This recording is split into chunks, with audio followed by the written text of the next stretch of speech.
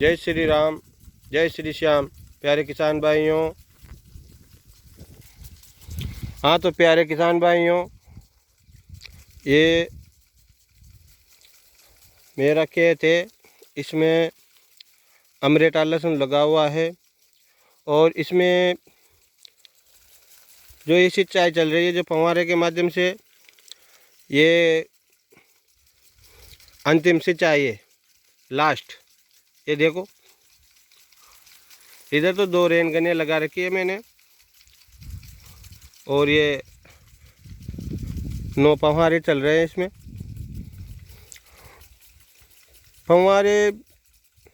फव्वारे की खेती मेरी दृष्टि से तो बहुत अच्छी है। इसमें पानी की भी बचत होती है और मजदूर की भी बचत होती है। मैंने पूरा प्लॉट है 10 बीघा का, इसमें कोई मजदूर नहीं लगाया है पानी पिलाने के लिए। बस फव्वारे सेट करने पड़ते हैं और एक जगह पर सेट कर दो, एक ही बार सेट कर दो और फिर अलग अलग लाइनों में इन फव्वारों को चलाना पड़ता है।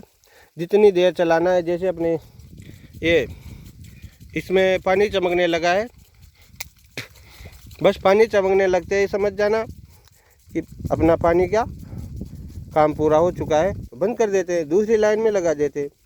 और प्यारे किसान भाइयों, ये जो फव्वारे हैं मैंने अपनी लाइफ में पहली बार यूज किए हैं। पहली बार अपनी लाइफ में 10-11 साल से खेती कर रहा हूँ, पर ऐसी जानकारी नहीं थी और ऐसे थोड़ा कॉस्टली पड़ता है, इसलिए नहीं कर पाते थे। इस साल मैंने, जैसे ये एमपी के किसान हैं, तो एमपी के किसान इसी प्रकार से, ज़्यादातर किसान इसी प्रकार से खेती करते हैं और उनको अच्छा उत्पादन मिलता है। तो इसलिए मैंने भी सोचा कि क्यों ना अपन भी ऐसी कोशिश करके देखें। और मैंने इस साल ये 10 बीघा का प्लॉट है, इसमें 5 बीघा तो ऊटी लगा रखी है और 5 बीघा अमरेटा क्वालिटी का लहसुन लगा रखा है। और ये जो पानी चल रहा है और जो सामने जो लहसुन देख रहे हो, ये लहसुन अमरेटा है और बहुत बढ़िया और अच्छी क्वालिटी का लहसुन है। मैंने ये लगभग 10 अक्टूबर 2023 को बोया था और इसका ये अंतिम चरण चल रहा है। इसमें शुरू में तो कोई सा भी स्प्रे नहीं किया था और अभी जो लास्ट में एक स्प्रे किया था, उसमें मैंने पिछले वीडियो में बताया है किस किस का स्प्रे किया था। फिर भी मैं बताना चाहता हूँ किसका स्प्रे किया था। एक तो कीटनाशक, जिसमें मैंने लेमडासाइलोत्रिन मिलाई थी, और एक फंगिसाइड जिसमें एजिस्ट्रोबिन प्लस डायफेनाकोनाजोल मिलाई थी, और उसके साथ M45 70% WP, जो मैनकोजेब आता है, मैनकोजेब 70% WP वो मिलाया था।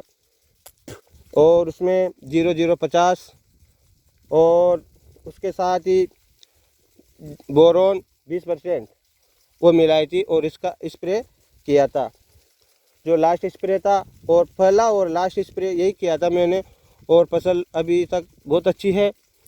और मैं सभी किसान भाइयों से कहना चाहता हूँ कि खेती में अग्रसर रहे, मतलब थोड़ी परंपरागत तरीकों को छोड़कर नए तरीकों को अपनाएंगे तो बहुत अच्छा उत्पादन होगा। परंपरागत तरीकों से खेती करेंगे तो उसमें क्या है, उत्पादन कम मिलता है। जैसे एक खेत में लहसुन बोया तो उसमें रोग भी अधिक लगेंगे। ऐसे खेत में लहसुन बोना हो तो जैसे इस साल लहसुन लगा दिया तो उसको बदल कर बोएं, दूसरी ज़मीन में ही लहसुन बोएं। ऐसा नहीं कि अगले साल भी उसी में कर दे। इससे क्या होता है, इसमें फंगस जनित रोग बहुत ज़्यादा आते हैं। और लहसुन में वो अत्यंत पोषक तत्वों की ज़रूरत होती है। जिस खेत में अपन लहसुन लगाते हैं उस खेत के पोषक तत्व ये लहसुन खींच लेता है और ये अवशोषण कर लेता है उनका, तो दूसरे साल इतना उत्पादन नहीं मिल पाएगा। और यदि उसमें लगातार तीसरे साल भी खेती कर ली लहसुन की तो फिर वह उत्पादन निकलेगा ही नहीं, बिल्कुल फंगस लग जाएगी। और जो अभी आप देख रहे हो हमारे राजस्थान में हाड़ौती में क्या हो रहा है, पूरे लहसुन पीले पड़ रहे हैं। पीले पड़ रहे हैं तो यही कारण है कि उनमें बार बार लहसुन हो रहा है। और उन्होंने कुछ किसानों ने तो सिंचाई भी अधिक की है, जबकि सिंचाई अधिक नहीं करनी चाहिए थी। ये मौसम इतना अनुकूल नहीं था, सिंचाई देख के ही करना चाहिए। जैसे खेत में दरारें दिखने लग जाए तभी सिंचाई करना चाहिए। ऐसा नहीं कि अपने पानी है तो उस पानी को ऐसे ही कि मोटर बंद है चलाओ लहसुन में चलाओ, ऐसे थोड़ी चलता है काम। तो जब भी लहसुन में सिंचाई करे, कुछ भी करे तो ध्यान रखे कि वो अपना लहसुन पानी मांग रहा है या नहीं मांग रहा है, उसको सिंचाई की आवश्यकता है या नहीं है।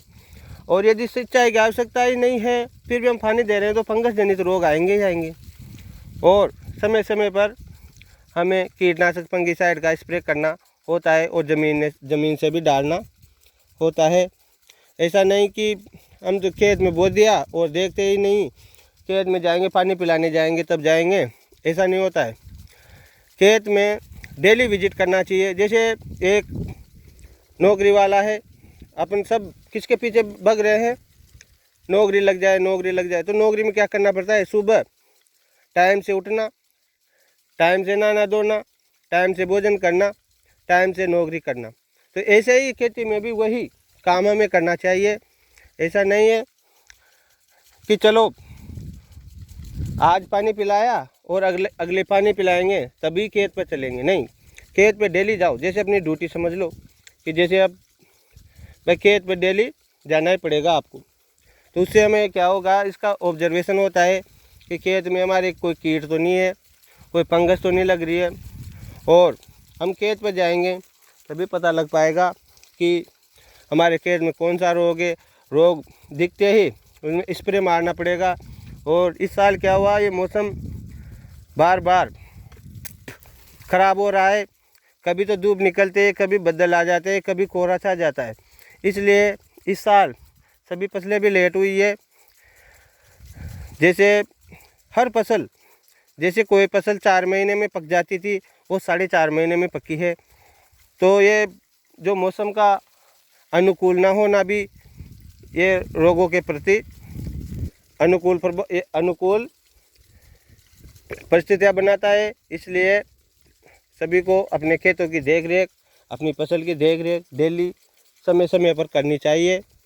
और मैं यही कहना चाहता हूँ किसान भाइयों कि खेती करना है, ऐसा नहीं है कि जैसे परंपरागत से खेती कर अपने पिताजी अपने दादाजी खेती करते थे वैसे ही अपन भी करें, नहीं, उसमें चेंजेज लाना होगा।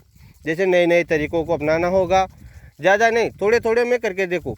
ऐसा नहीं कि जैसे कि ये कि पूरे खेत में जैसे 50 बीघा खेत है, 20 बीघा खेत है, उसमें पूरे में फंवारे लगाए, ऐसा नहीं। कि देखो सब जानते हैं कि ये कॉस्टली पड़ता है। तो कॉस्टली से मतलब ये नहीं है कि जैसे पूरे खेत में लगाएं, जैसे 1 बीघा में लगा के देखे, 2 बीघा में लगा के देखे, हमें कितना फ़ायदा होता है। और किसान भाइयों, मेरे को तो इतना फ़ायदा हुआ है कि मैं पहले क्यारियों के माध्यम से ही पानी देता था।